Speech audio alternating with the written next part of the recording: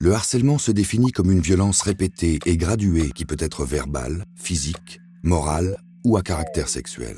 Il commence dès le plus jeune âge et peut se produire partout, à l'école, dans la rue ou sur Internet.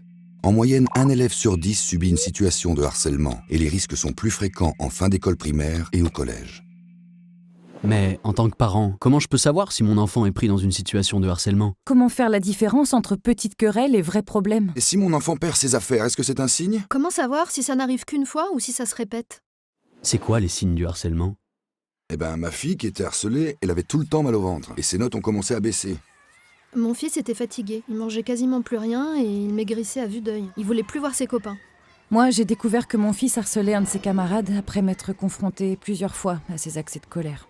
Le mien a fini par me dire qu'il assistait à des scènes de harcèlement, qu'il se sentait très coupable de ne pas pouvoir intervenir, qu'il avait peur que ça lui tombe dessus s'il en parlait.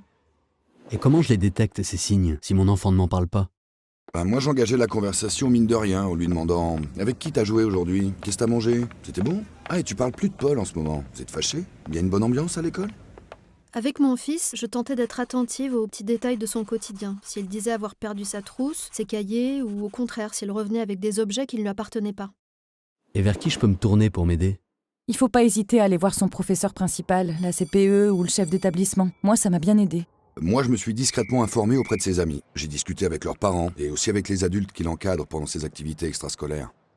Osez vous demander si votre enfant est en danger ou s'il met d'autres enfants en danger.